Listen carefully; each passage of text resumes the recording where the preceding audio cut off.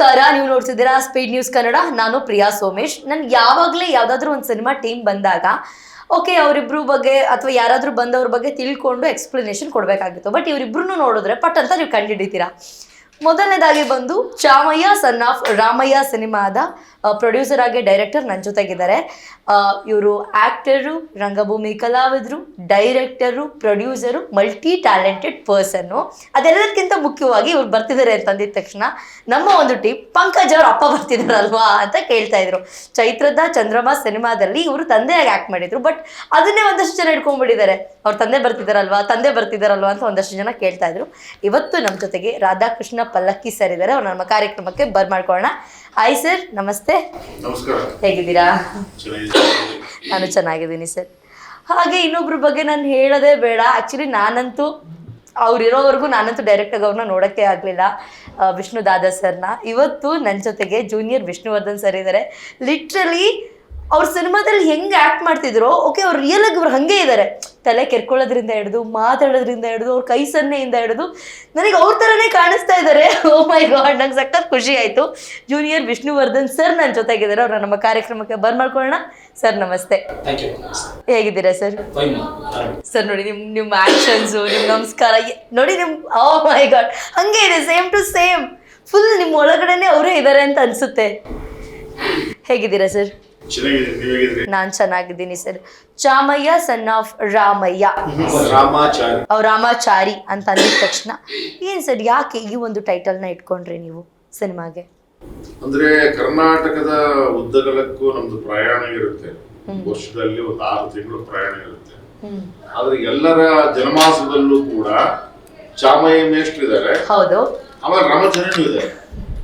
So ಇದನ್ನೆಲ್ಲ ನೋಡಿದ ಮೇಲೆ ನನಗೆ ಒಂದು ಕಥೆ ಹೊಡಿತಾರೆ. ಪುಟ್ಟಣ್ಣವ್ರ ಮೇಲೆ ಮತ್ತೆ ಸಿದ್ಲಿಂಗಣ್ಣವ್ರ ಮೇಲೆ ಬಹಳ ಅಭಿಮಾನ ಮೊದಲಿಂದನೂ ಕೂಡ. ನಾನು ಯಾರ ಹತ್ರ ಕೂಡ ಸಹ ನಿರ್ದೇಶಕನಾಗಿ ಕೆಲಸ ಮಾಡಿರಲಿಲ್ಲ. ಬಟ್ ಅವ್ರು ನೋಡಿದಾಗ ನಾನು ನಿರ್ದೇಶಕನಾಗಬೇಕು ಅಂತಕ್ಕಂಥದ್ದು ಹಂಬಲ ಹೆಚ್ಚಿತ್ತು ಓದುವಾಗ. ಅದಾದ್ಮೇಲೆ ಸರಿ ಈ ತರದ ನಾಗರಾವ್ ಸಿನಿಮಾದ ಒಂದು ಕಥೆಗೆ ಬ್ಯಾಕ್ ಡ್ರಾಪ್ ಇಟ್ಕೊಂಡು ಯಾಕೆ ವರ್ಕ್ ಮಾಡಬಾರ್ದು ಅಂತೇಳಿ ನಮ್ಮಲ್ಲೇ ನಿರ್ದೇಶಕರಲ್ಲೇ ಒಳಗಡೆ ಆಲೋಚನೆಗಳು ಹುಟ್ಕೊಳಕ್ ಶುರುವಾದವು. ಅದಾದ್ಮೇಲೆ ಅಲ್ಲೆಲ್ಲೂ ಕೂಡ ನಮಗೆ ಕಾಣಲೇ ಇಲ್ಲ ಅದು. ಆದ್ರೂ ಪುಟ್ಟಣ್ಣ ಕಣಗಾಲ್ ಅವರು ಒಂದು ಕ್ಲೂವನ್ನು ಬಿಟ್ಟಿದ್ರು. ಅವರು ಏನು ಅಂದರೆ, ಚಾಮಯ್ಯ ಮೇಷ್ಟ್ರು ತುಪ್ಪದ ಕೊಳದಲ್ಲಿ ಜಾರಿ ಬೀಳ್ತಾರೆ, ಕುದುರೆ ಹೆಜ್ಜೆ ತುಪ್ಪದ ಕೊಳ ಜಾರ್ತಾರೆ.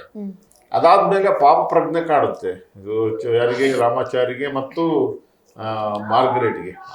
ಆಕೆಯನ್ನು ಕರ್ಕೊಂಡು ದುರ್ಗದ ಬೆಟ್ಟದಿಂದ ಕೆಳಗಡೆ ಕುಸಿದು ಬೀಳ್ತಾರೆ. ಅದು ಹಾರ್ತಾರೆ ಅಷ್ಟೇ, ಅವರು ಮುಂದಕ್ಕೆ ತೋರಿಸಿಲ್ಲ. ಅವರು ಕರೆಕ್ಟ್. ಕಣಗಾಲ್ ಸಾರು ನಾಗರಾವು ಅಂತ ಟೆಕ್ಸ್ಟ್ ಟ್ರಾವೆಲ್ ಮಾಡಿಬಿಟ್ಬಿಟ್ಟಿದ್ದಾರೆ. ಅಂದ್ರೆ ಮೊದಲನೇ ಸಿನಿಮಾ ಹೀರೋ ಹೀರೋಯಿನ್ನು ಆ ಥರದ ಒಂದು ಅಂತ್ಯದಲ್ಲಿ ತೋರಿಸೋದು ಸರಿನಾ ಆ ಥರ ಯೋಚನೆ ಮಾಡಿದ್ರೆ ಗೊತ್ತಿಲ್ಲ. ಬಟ್ ಈ ಪಾಯಿಂಟ್ನಲ್ಲಿ ಪ್ಲಸ್ ಆಯಿತು. ಅದಾದ ಮುಂದುವರೆದ ಭಾಗ ನಾವು ಯೋಚನೆ ಮಾಡಿದ್ದು ಹೆಂಗ್ ಮಾಡ್ಬೋದು ಅಂದ್ರೆ, ಮಾರ್ಗರೇಟ್ ಬಂಡೆ ಮೇಲೆ ಡೈರೆಕ್ಟಾಗಿ ಬಿದ್ದಿರ್ತಾರೆ, ರಾಮಾಚಾರಿ ಅವ್ರ ಮೇಲೆ ಬಿದ್ದಿರ್ತಾರೆ. ಕೆಳಗಡೆ ಬಿದ್ದಿರಲ್ಲ, ಕೆಳಗಡೆ ಬಿದ್ದಿರ್ತಾರೆ. ಮೇಲೆ ಮಾರ್ಗರೇಟ್ ಬಿದ್ದಿರೋ ಫೋರ್ಸು ಅವರು ಸತ್ತೋಗ್ತಾರೆ ಸ್ಪಾಟ್ ಅಲ್ಲಿ. ಮೇಲೆ ಬಿದ್ದಿರೋದ್ರಿಂದ ರಾಮಾಚಾರಿ ಬಚಾವ್ ಹೋಗ್ತಾರೆ. ಇದರ ಮುಂದುವರೆದ ಭಾಗ ನಾನು ವಿಷ್ಣು ಸಾರ್ಗೆ ಕೈವಾರ ತಾತೆಯ ಸಿನಿಮಾ ನೋಡ್ಬಿಟ್ಟು ಅವರು ನನ್ನ ಕರೆದ್ಬಿಟ್ಟು ಮಾತಾಡಿಸುವಾಗ ಅವರ ಒಂದು ಆಧ್ಯಾತ್ಮಿಕ ಕಥೆಗಳನ್ನು ಇಟ್ಕೊಂಡು ಮಾಡಿ ಅಂತ ನನಗೆ ಹೇಳಿದ್ರು. ನಾನು ಅವಾಗ ಇದೊಂದು ಹೇಳಿದೆ, ಸರ್ ಈ ಥರ ಚೆನ್ನಾಗಿ ಮಾಡಿದರೆ ಈಗ ಮೊದಲು ಈ ಥರದೊಂದು ಕತೆ ಹುಡುಕಿ ಆಮೇಲೆ ಈ ಕತೆ ಮಾಡೋಣ ಅಂತಂದ್ರು ಅವರು. ಅದಾದಮೇಲೆ ವಿಷ್ಣು ಸಾರ್ ಇಲ್ಲ ಅಂತಂದಮೇಲೆ ಅದು ಬಿಟ್ಬಿಟ್ಟಿದ್ವಿ ಅದನ್ನೆಲ್ಲ. ಅದಾದಮೇಲೆ ಆ ಕತೆ ಯಾಕೋ ಕಾಡ್ತಾ ಇತ್ತು. ಆನಂತರ ನನಗೆ ಹುಕ್ಕೇರಿ ಹತ್ರ ಸಂಕೇಶ್ವರ ಅಂತ, ಅದ್ರ ಮಧ್ಯದಲ್ಲಿ ಒಂದು ಹೋಟೆಲ್ ಇನಾಗ್ರೇಷನ್ ಇತ್ತು. ಅದು ಕರೆದಿದ್ರು ನನಗೆ. ಇವರೊಂದು ಕಾರ್ಯಕ್ರಮದಲ್ಲಿ ಅಲ್ಲಿ ಬಂದು ಆ ಹೋಟೆಲ್ ಹತ್ರ ಇದ್ರು ಇವರು. ಬಟ್ ಗಮನಿಸಿದೆ, ಆಗಲೇ ಅವರಲ್ಲಿ ರಿಜಿಸ್ಟರ್ ಆಗಿದ್ರು ಅವರು. ಅಲ್ಲಿಂದ ನೋಡ್ಬಿಟ್ಟು ಸರಿ ಸಿಗ್ತಲ್ವ ಪಾಯಿಂಟ್ ಅಂದ್ಬಿಟ್ಟು ಇವರ ನಾಟಕಗಳನ್ನು ನೋಡೋದು, ಎಲ್ಲರೂ ಇರುತ್ತಲ್ಲ ನಾಟಕ ನೋಡೋದು ನಾವು. ಅಂದರೆ ವೃತ್ತಿ ರಂಗಭೂಮಿಯೆಲ್ಲ ಅದರ ಚೌಕಟ್ಟಲ್ಲೇ ಏನೋ ಮಾಡ್ತಾ ಹೋಗ್ತಾ ಇರ್ತಾರೆ ಅವರು. ಸರಿ ಇವ್ರನ್ನ ಈ ಕಡೆ ಮೈನ್ ಸ್ಟ್ರೀಮಿಗೆ ತರ್ಬೋದಲ್ಲ ಅಂತೇಳಿ ಆಮೇಲೆ ಒಂದಿನ ಕರೆದು ಇವರಿಗೆ ಈ ವಿಷಯನೆಲ್ಲ ಹೇಳಿದೆ ನಾನು. ಈ ಥರ ಇದೆ, ಹಿಂಗೆ ನಡೆದಿತ್ತು, ಇದು ನೀವು ಮುಂದುವರಿಸ್ಕೊಂಡು ಹೋಗಂಗಿತ್ತು ಅಂದರೆ ಸ್ವಲ್ಪ ದಿನಗಳ ಕಾಲ ಒಂದಿಷ್ಟು ಕೆಲಸಗಳಾಗಬೇಕಾಗಿದೆ ಅಂತ ಅವ್ರು ಒಪ್ಕೊಂಡ್ರು ಅವರು. ಅಂದರೆ ನಾನು ವಿದ್ಯಾರ್ಥಿಯಾಗಿ ಕಲಿತೀನಿ ನಾನು ಅನ್ನೋ ಏನಿತ್ತಲ್ಲ, ಅದು ಭಾಳ ಇಷ್ಟ ಆಯಿತು ನನಗೆ. ಯಾಕೆಂದ್ರೆ ವೃತ್ತಿ ರಂಗಭೂಮಿಯಲ್ಲಿ ಅದೊಂದು ಒಂದು ಬೆಳೆದಿರುತ್ತೆ, ನಾವೆಲ್ಲ ಸೂಪರ್ ಅಂತ ಬೆಳೆದು ಬಿಡುತ್ತದೆ. ಹೌದು ಹೌದು ಹೌದು. ಇಷ್ಟು ವರ್ಷ ಆದಮೇಲೆ ಅವ್ರು ಇಲ್ಲ ನಾನು ಕಲ್ತ್ಕೋತೀನಿ ಅಂತ ಆಸಕ್ತಿ ತೋರಿಸಿದ ಮೇಲೆ ಆಮೇಲೆ ಅವ್ರನ್ನ ಇಟ್ಕೊಂಡು ಒಂದಿಷ್ಟು ಫೋಟೋ ಶೂಟ್ ಮಾಡೋದು, ವಿಡಿಯೋ ಮಾಡೋದು, ಡಬ್ಬಿಂಗ್ ಮಾಡೋದು, ಸಾಂಗ್ ಮಾಡೋದು, ಈ ಪ್ರೋಸೆಸ್ಸಲ್ಲಿ ಮಾಡಿ ಅದ್ರ ರಿಸಲ್ಟ್ ಸಿಕ್ತು. ನನಗೆ ಎಷ್ಟು ಪರ್ಸೆಂಟ್ ಸಿಕ್ತು ಅಷ್ಟು ಸಿಕ್ತು.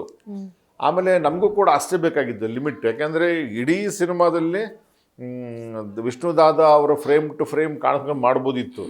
ಆದರೆ ಅವರು ಅಲ್ಲ ಅನ್ನೋದೇನಿತ್ತಲ್ಲ, ಅವರ ಅಭಿಮಾನಿ ಒಬ್ಬರ ಕಥೆ ಆಗಿರೋದ್ರಿಂದ ಇವ್ರಿಗೆ ಎಷ್ಟು ಬೇಕಾಗಿತ್ತು ಅಷ್ಟನ್ನು ಟಚ್ ಮಾಡಿ ಸಿನಿಮಾವನ್ನು ಪ್ರಯಾಣ ಮಾಡಿದ್ವಿ.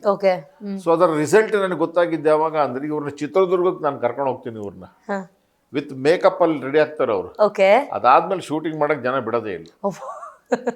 ಅಲ್ಲಿ ಕನ್ಫರ್ಮ್ ಆಯಿತು, ವಿಷ್ಣುವರ್ಧನ್ ಸರ್ ಅವರು ಕರ್ನಾಟಕದಲ್ಲಿ ಇನ್ನೂ ಜೀವಂತವಾಗಿದ್ದಾರೆ ಎಲ್ಲರ ಹೃದಯಗಳಲ್ಲೂ, ಮತ್ತು ಈ ಥರದ ವ್ಯಕ್ತಿಗಳಲ್ಲಿ ಉಳ್ಕೊಂಡಿದ್ದಾರೆ ಅಂದಮೇಲೆ ಮತ್ತೆ ಇನ್ನೊಂದು ವರ್ಷ ಚಾಲನೆ ಕೊಡೋಕ್ಕೆ ಶುರು ಮಾಡಿ ಇದನ್ನು ಸಂಪೂರ್ಣ ಸಿದ್ಧತೆ ಮಾಡ್ಕೊಳಕ್ಕೆ. ಮಧ್ಯದಲ್ಲಿ ನನಗೆ 3 ವರ್ಷಗಳಲ್ಲಿ ಒಂದೊಂದೇ ದಿನ ಬರುತ್ತೆ ಅದು. ಹಾಗಾಗಿ ಆ ಒಂದೊಂದು ದಿನ, ಈ ಸೆಪ್ಟೆಂಬರಿಗೆ ಬಂದರೆ ನೆಕ್ಸ್ಟ್ ಅಕ್ಟೋಬರಿಗೆ ಬರುತ್ತೆ, ನೆಕ್ಸ್ಟ್ ಮತ್ತೆ ಅದು ಆಗಸ್ಟ್ ಬರುತ್ತೆ. ಆ ದಿನಗಳು ಕರೆಕ್ಟಾಗಿ ನೋಡಿ ಆ ಕರೆಕ್ಟ್ ಟೈಮಿಗೆ ಅದಕ್ಕೆ ಕರ್ಕೊಂಡೋಗಿ ಶೂಟ್ ಮಾಡಿ ಆ ನಂತರ ಸಿನಿಮಾ ಮಾಡಿ ಮೊನ್ನೆ ಅದನ್ನು ಪ್ರಿವ್ಯೂ ಮಾಡಿದ್ವಿ ನಾವು ವಿಕ್ಟ್ರಿ ಸಿನಿಮಾಸಲ್ಲಿ.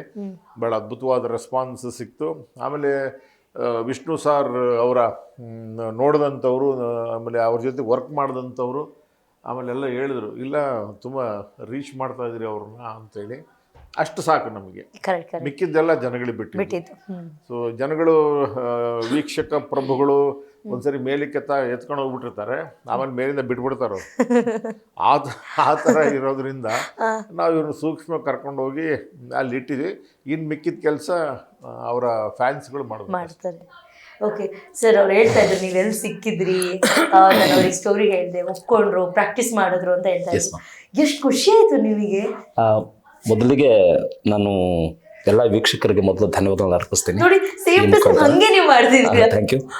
ವಿಷಯ ಏನಂತಂದ್ರೆ, ನಾನು ಮೂಲತಃ ರಂಗಭೂಮಿ ಕಲಾವಿದ, ವೃತ್ತಿ ರಂಗಭೂಮಿ ಕಲಾವಿದರು. ವಂಶ ಪಾರಂಪರ್ಯಕ್ಕೆ ನಾವು ಕಲಾರಂಗದಲ್ಲಿ ಬದುಕನ್ನು ಕಟ್ಕೊಂಡಿರೋರು, ಇದರಲ್ಲಿ ನಮ್ಮ ಬದುಕನ್ನ ನಿರ್ಮಾಣ ಮಾಡ್ಕೊಂಡಿರೋರು. ಸೊ ಗುರುಗಳು ಹೇಳಿದ ಹಾಗೆ ನಾನು ಯಾರನ್ನೂ ಗುರುಗಳು ಅಂತ ಕರೆದಿಲ್ಲ ಇದುವರೆಗೂ. ನನ್ನ ಆರಾಧ್ಯ ದೈವ ಪುಟ್ಟರಾಜ ಗವಾಯಿಗಳನ್ನು ಬಿಟ್ರೆ ನೆಕ್ಸ್ಟ್ ಗುರುಗಳು ಅಂತ ಕರೆದಿದ್ದೆ ಇವ್ರನ್ನ ನಾನು. ಉಳಿದವ್ರನ್ನೆಲ್ಲ ಸ್ವಾಮೀಜಿಯವ್ರು ಕಂಡ್ರೆ ಸ್ವಾಮಿಗಳೇ ಅಂತಾನೆ ಹೇಳ್ತಿದ್ದೆ ನಾನು. ಆದರೆ ಒಂದು ಗುರುವಿನ ಸ್ಥಾನ ಅವ್ರಿಗೆ ನಾನು ಕೊಡಲಿಕ್ಕೆ ಒಂದು ಕಾರಣ ಏನಾಯ್ತಂದ್ರೆ, ಅವರಲ್ಲಿ ಆ ಒಂದು ಆಸಕ್ತಿ ಇತ್ತು.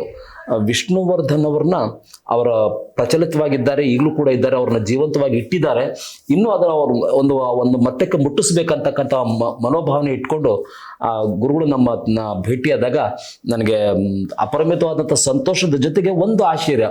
ಒಬ್ಬ ರಂಗಭೂಮಿ ಕಲಾವಿದನನ್ನ ಚಿತ್ರರಂಗಕ್ಕೆ ಕರೆದು ಪರಿಪೂರ್ಣವಾಗಿ ಒಂದು ಒಂದು ಆ ಇಡೀ ಚಿತ್ರದಲ್ಲಿಯೇ ಪರಿಪೂರ್ಣತೆಯನ್ನು ತೋರಿಸ್ತಕ್ಕಂಥ ಕೆಲಸವನ್ನು ಅವ್ರು ಮಾಡ್ತಿದ್ದಾರೆ ಅಂತಂದಾಗ ನನಗೆ ಒಂದ್ ಕಡೆಯಿಂದ ಆಶ್ಚರ್ಯ, ಒಂದ್ ಕಡೆ ಸಂತೋಷ, ಒಂದ್ ಕಡೆ ಭಯ ಇತ್ತು.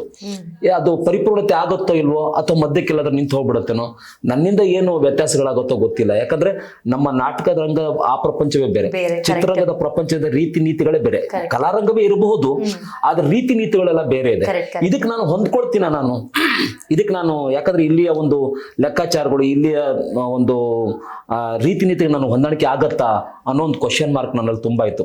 ಅದಕ್ಕಾಗಿ ಗುರುಗಳು ನನ್ನ ಹತ್ರ ಮಾತಾಡೋಕ್ಕಾದಾಗ ಬಹಳ ಮುಕ್ತವಾಗಿ ನಾವು ಅವರೊಟ್ಟಿಗೆ ಮಾತಾಡಿದ್ವಿ. ನನ್ನ ಸಮಸ್ಯೆಗಳನ್ನೆಲ್ಲ ಹೇಳ್ಕೊಂಡೆ. ಅವಾಗ ಒಬ್ಬ ವ್ಯಕ್ತಿ ಅನುಕರಣೆಯಲ್ಲಿ ನಾವು ಮಾಡಬೇಕು ಅಂತಂದ್ರೆ, ಈಗ ನಮ್ದೇ ಆದಂತ ಅನುಕರಣೆ ಇದ್ರೆ ಬಹಳ ಸುಲಭವಾಗಿ ಮಾಡ್ಕೊಂಡ್ಬಿಡ್ಬೋದು. ಆದ್ರೆ ಒಬ್ಬ ಮಹಾನ್ ವ್ಯಕ್ತಿಯ ಅನುಕರಣೆಯನ್ನ ನಾವಲ್ಲಿ ಮಾಡಿ ತೋರಿಸೋದಾದ್ರೆ ಅದಕ್ಕೆ ಬೇಕಾಗಿರ್ತಕ್ಕಂಥ ಸಿದ್ಧತೆಗಳನ್ನ ನಾವು ಮಾಡ್ಕೋಬೇಕು. ಆಮೇಲೆ ಅದ್ರದ್ದು ಏನೇನೇ ವ್ಯತ್ಯಾಸಗಳಿದೆ ನನ್ನಲ್ಲಿ, ಅದನ್ನೆಲ್ಲ ಅವ್ರ ಹತ್ರ ಹಂಚ್ಕೊಂಡೆ ನಾನು. ನಂದು ಹೀಗಿದೆ, ಈ ತರ ತೊಂದರೆ ಆಗತ್ತೆ, ನಾಟಕದಲ್ಲಿ ಹೇಗೆ ನಡೆಯುತ್ತೆ, ಆರ್ಕೆಸ್ಟ್ರಾದಲ್ಲಿ ನಡೆದು ಹೋಗ್ಬಿಡುತ್ತೆ, ಬಟ್ ನೀವು ಕ್ಯಾಮ್ರಾದಿದ್ರೆ ನಿಲ್ಲಿಸ್ತೀನಿ ಅಂತಂದಾಗ ಕೆಲವೊಂದು ಹೀಗೆಲ್ಲ ಸಮಸ್ಯೆ ಇದೆ ನಂದು, ಇದೆಲ್ಲ ನಿಭಾಯಿಸ್ಲಿಕ್ಕೆ ಆಗತ್ತ ತಮ್ಮ ಕೈಯಿಂದ. ಯಾಕಂದ್ರೆ ಈ ಇದೆ ಬರಂದಾಗ ಪ್ರತಿಯೊಂದಕ್ಕೂ ಅವರು ಕುತ್ಕೊಂಡು ಅದಕ್ಕೆ ಒಳ್ಳೆ ಪ್ಲಾನ್ ಮಾಡಿ, ನನ್ನ ಅನೇಕ ಸಮಸ್ಯೆಗಳಿದೆ. ಒಬ್ಬ ವ್ಯಕ್ತಿಯ ರೂಪರೇಷೆ ನಾವು ಸಿದ್ಧರಾಗಬೇಕಾದ್ರೆ ಅದ್ರ ಹಿಂದಿನ ಸಮಸ್ಯೆ ತುಂಬಾ ಇದ್ದಾವೆ. ಅವುಗಳನ್ನೆಲ್ಲವನ್ನು ಅವರು ಸ್ವೀಕರಿಸ್ಕೊಂಡು ಅದಕ್ಕೆ ಸಮಯವನ್ನು ಕೊಟ್ಟು ನಮ್ಮನ್ನ ಇಲ್ಲಿಗೆ ಕರ್ಕೊಂಡ್ಬರ್ತಕ್ಕಂಥ ಒಂದು ದೊಡ್ಡ ಕೆಲಸ ಮಾಡಿದ್ದಾರೆ. ಬಹುಶಃ ಚಿತ್ರರಂಗದ ಇತಿಹಾಸದಲ್ಲಿಯೇ ಯಾರು ಈ ರೀತಿಯಲ್ಲಿ ಮಾಡಿದಿರತಕ್ಕಂಥ ಒಂದು ಕೆಲಸವನ್ನ ನಮ್ಮ ಗುರುಗಳು ಮಾಡಿದ್ದಾರೆ. ಅವ್ರಿಗೆ ನಾನು ಎಷ್ಟು ಧನ್ಯವಾದ ಅರ್ಪಿಸಿದ್ರು ಕಡಿಮೆನೆ ಅಂತ ನಾನು ಈ ಸಂದರ್ಭದಲ್ಲಿ ಹೇಳ್ತೀನಿ. ನಾನು ಖುಷಿ ಆಯ್ತು ಸರ್ ಹಂಗೆಲ್ಲ ಹೇಳಿದಕ್ಕೆ ಅವ್ರ ಬಗ್ಗೆ. ಎಷ್ಟು ದಿನ ಪ್ರಾಕ್ಟೀಸ್ ಮಾಡಿದ್ರಿ? ಓಕೆ, ಸಿನಿಮಾಗಿಂತ ಮುಂಚೆ ನಾಟಕಗಳನ್ನ ಮಾಡ್ತಿದ್ರಿ, ಆರ್ಕೆಸ್ಟ್ರಾಗಳನ್ನ ಮಾಡ್ತಿದ್ರಿ, ಬಟ್ ಸಿನಿಮಾ ಅಂತಂದಾಗ ತಯಾರಿ ಜೋರಾಗಿರ್ಬೇಕು. ಯಾಕಂದ್ರೆ ವಿಷ್ಣುವರ್ಧನ್ ಸರ್ ಅಂತಂದ್ರೆ ಇಡೀ ಕರ್ನಾಟಕನೇ ಅವ್ರನ್ನ ಆರಾಧಿಸುತ್ತೆ. ಸೊ ಎಷ್ಟು ದಿನ ಪ್ರಾಕ್ಟೀಸ್ ತಗೊಂಡ್ರಿ? ಇಲ್ಲಿ ಒಂದು ಮುಖ್ಯವಾದ ಅಂಶನ ನನ್ನ ಗಣನೆಗೆ ಅವ್ರು ನಾನು ಕೊಟ್ಟಿದ್ದು, ಆ ಚಿತ್ರದಲ್ಲಿ ವಿಷ್ಣುವರ್ಧನ್ ಆಗಿ ನಮ್ಮನ್ನ ತೋರಿಸೋದು ಆ ರೀತಿಲಿ ಇರ್ಲಿಲ್ಲ.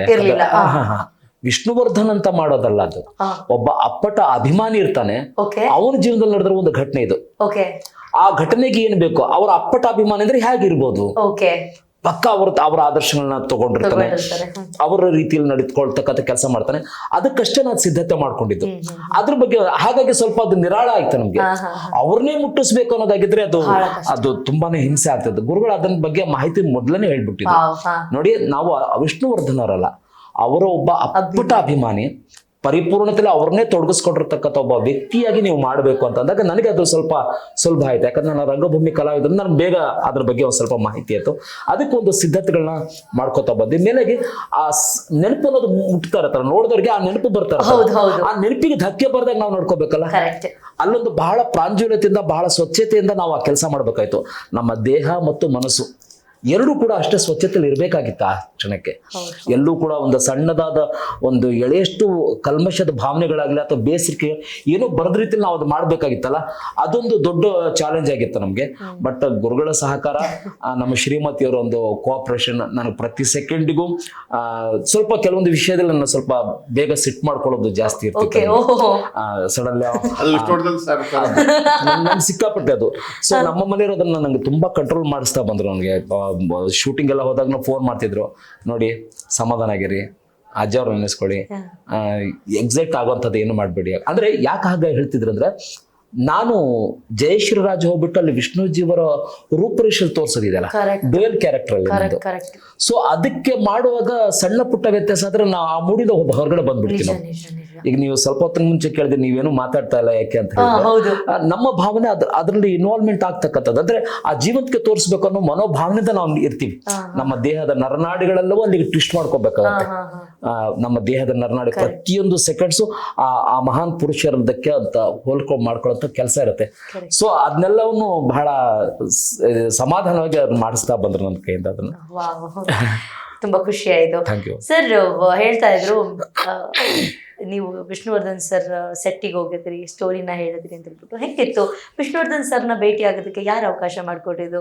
ಇಲ್ಲ, ವಿಜಯ ಸಾರಥಿ ಅಂತ ಪ್ರೆಸ್ ಅಲ್ಲಿ ಇದ್ರು, ಸೀನಿಯರ್ ಜರ್ನಲಿಸ್ಟ್ ಸಿನಿಮಾ ಇದು.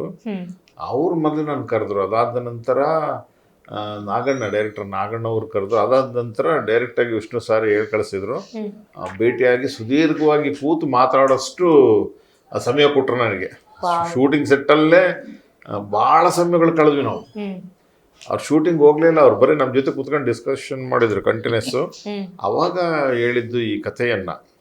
ಅಂದರೆ ಅವ್ರ ಹತ್ರ ಹೋದಾಗ ಸಹಜವಾಗಿ ಬಹಳ ದೊಡ್ಡ ನಟರಾಗಿ ಅವರಲ್ಲೇ ಎಸ್ಟಾಬ್ಲಿಷ್ ಆಗಿ ದಕ್ಷಿಣ ಭಾರತ, ಉತ್ತರ ಭಾರತವನ್ನು ಆವರಿಸಿದಂಥ ನಾಯಕ ನಟರಾಗಿದ್ದರು ಅವರು.